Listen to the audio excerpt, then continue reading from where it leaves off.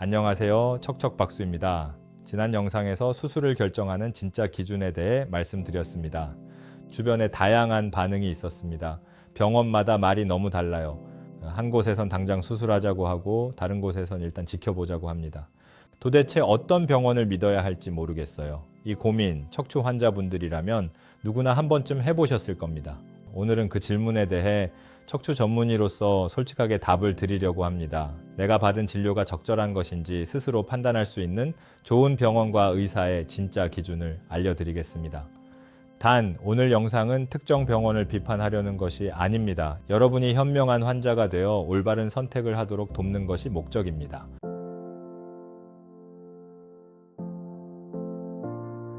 먼저, 과잉 진료가 무엇인지 정확히 짚고 넘어가겠습니다.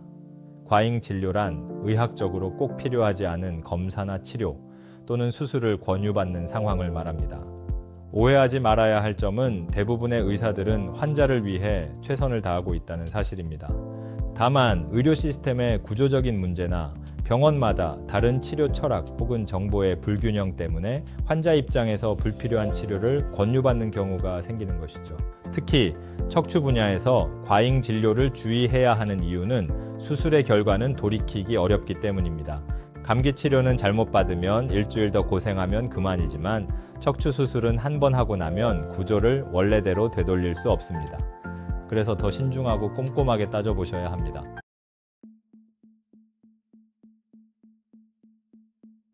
그렇다면 어떤 경우에 과잉 진료를 의심해 봐야 할까요? 대표적인 위험 신호 3가지를 먼저 알려드리겠습니다. 첫 번째 신호는 처음 방문한 날 바로 수술을 권유받는 경우입니다. 척추 수술은 충분한 병력 청취와 신경학적 검사, 그리고 영상 결과를 종합적으로 검토해 신중히 결정해야 합니다. 첫날부터 수술을 서두른다면 다른 병원의 의견도 들어보는 것이 안전합니다. 다만 발목 마비나 마미 증후군 같은 진짜 응급 상황이라면 당일 바로 수술을 권유받으실 수도 있으니 이 점은 예외로 기억해 두셔야 합니다. 두 번째 신호는 증상보다 MRI 사진 한 장만 보고 치료를 결정하는 경우입니다. MRI는 훌륭한 도구이지만 사진 속 디스크 돌출이 반드시 지금 통증의 원인은 아닐 수 있습니다. 사진만 보고 당장 수술해야 한다고 하는 것은 충분한 진료가 이루어지지 않은 상황일 수 있습니다. 세 번째 신호는 충분한 설명 없이 빠른 결정을 요구하며 심리적 압박을 주는 경우입니다. 지금 안 하면 마비 옵니다. 이번 주 안에 날짜 잡으세요라는 말에 흔들리지 마세요. 좋은 의사는 환자가 충분히 이해하고 스스로 결정할 수 있도록 시간을 주고 기다려줍니다. 물론 정말로 급한 진짜 응급 상황에서는 신속한 결정이 필요하겠지만 그게 아니라면 심리적 압박에 밀려 서둘러 결정하실 필요가 전혀 없습니다.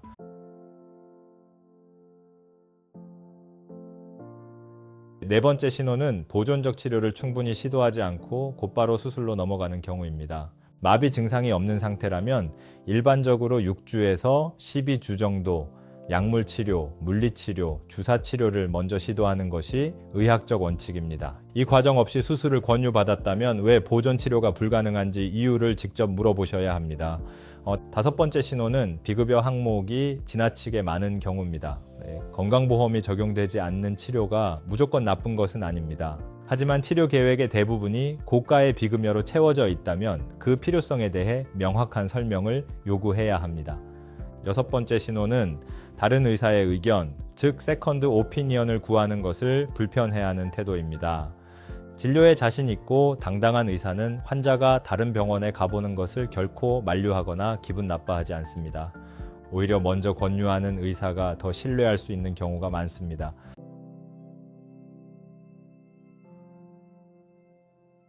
자, 이제 분위기를 바꿔보겠습니다. 의심 신호를 아는 것도 중요하지만 더 중요한 건 좋은 병원과 좋은 의사를 어떻게 찾느냐 하겠죠.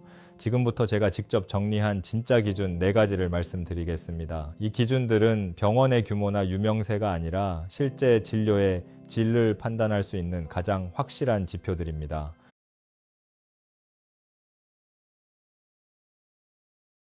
첫 번째 기준은 환자의 말을 충분히 듣고 설명하는 의사인가입니다.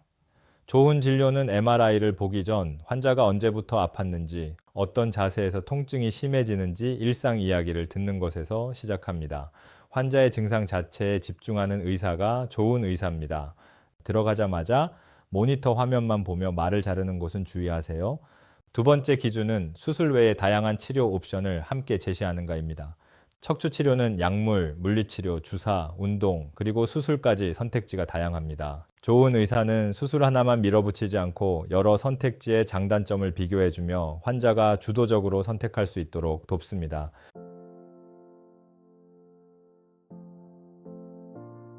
세 번째 기준은 수술의 위험성과 한계까지 솔직하게 말하는 의사인가입니다. 그 어떤 명의가 하는 수술이라도 100% 완벽할 수는 없으며 드물지만 합병증의 한계가 존재합니다. 이 수술만 하면 무조건 다 낫는다는 확언보다 수술을 통해 이만큼 좋아질 수 있지만 이런 리스크와 한계도 존재합니다. 라고 솔직하게 설명하는 의사를 선택하셔야 마음에 후회가 남지 않습니다. 네 번째 기준은 세컨드 오피니언에 언제나 열려있는 의사인가입니다. 수술처럼 큰 결정을 앞두고 다른 전문가의 진단을 받아보는 것은 환자의 당연한 권리입니다. 선생님, 중요한 결정이라 다른 병원 의견도 한번 들어보고 싶습니다. 라고 했을 때 이를 흔쾌히 지지해주는 의사야말로 진짜 환자를 생각하는 의사입니다.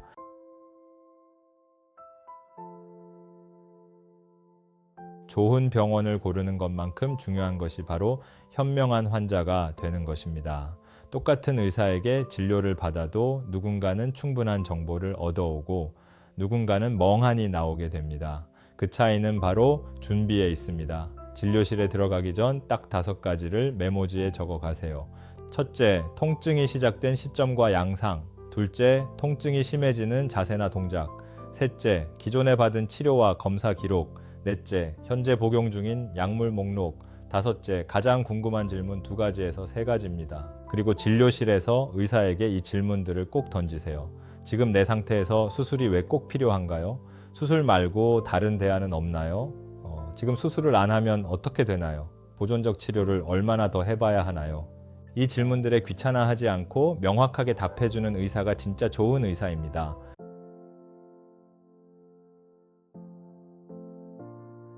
병원을 선택할 때 동네 의원이 좋을까, 대학병원이 좋을까 고민도 많이 하시죠? 정답은 없지만 현명한 선택 기준은 있습니다. 동네 척추의원이나 중소병원은 접근성이 좋고 대기 시간이 짧습니다.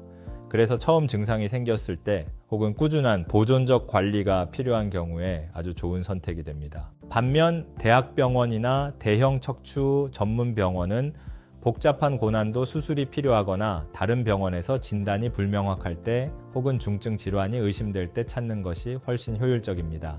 무조건 큰 병원이 좋다거나 반대로 동네 병원만 고집하는 것은 편견입니다.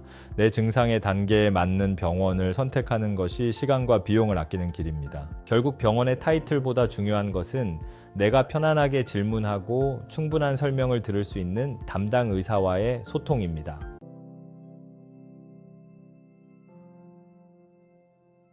오늘 내용을 최종 정리해 드리겠습니다. 과잉 진료를 의심할 신호 6가지와 좋은 의사를 고르는 기준 4가지를 꼭 기억해 주십시오.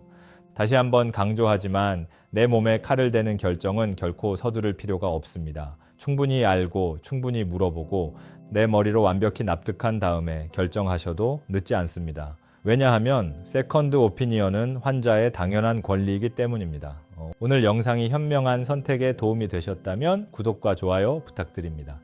여러분은 병원에서 과잉 진료라고 느껴졌던 순간이나 반대로 정말 신뢰가던 좋은 의사를 만난 경험이 있으신가요? 아래 댓글로 여러분의 소중한 경험을 나누어 주시면 다른 환자분들에게 큰 공부와 힘이 됩니다. 다음 영상에서는 수백만 원짜리 시술, 이것 모르면 돈 낭비입니다. 척추 시술과 수술의 진짜 차이 라는 주제로 의학적 팩트를 들고 찾아오겠습니다. 오늘도 척척 건강하십시오. 감사합니다.